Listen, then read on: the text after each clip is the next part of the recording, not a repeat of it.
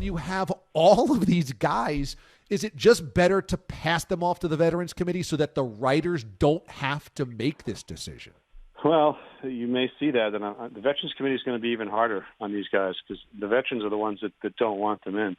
I mean, and, I go to the Hall of Fame every summer, and I talk to those guys, and they're much more hard-lined than the writers are.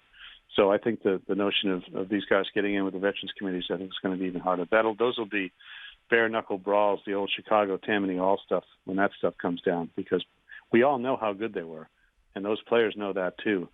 But the players are generally small hall guys, and to let guys into the club that they think we're using, I don't think it'll happen. That's why next year is so critical, because I think that Bonds and Clemens won't make up enough.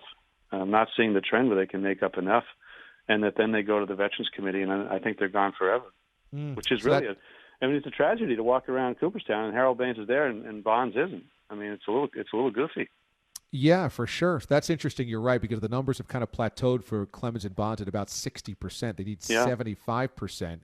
So what do you think about Curt Schilling? Because he says, I don't want to be considered next year. Just get me to the Veterans Committee. Do you think for the veterans, they look more kindly on Schilling? He's kind of his own category, and that's going to take a while. And first of all, he can't take himself off the ballot. That's not I mean, he's making up new rules that, the Hall of Fame's like, well, you're still on there. So he's still on there, and he can say, if elected, I choose not to serve, I suppose.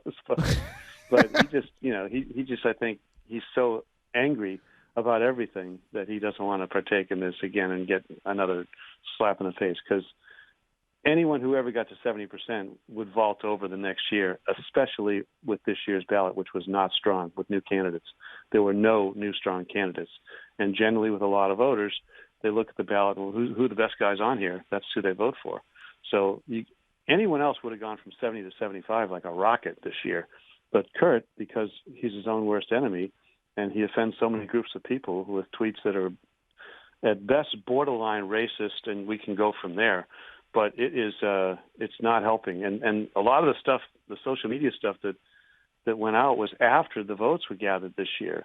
So him supporting the mobs in Washington, the insurrection, people didn't even have that to think about when they voted this year. They will next year. And they'll also have this tantrum that we saw last night.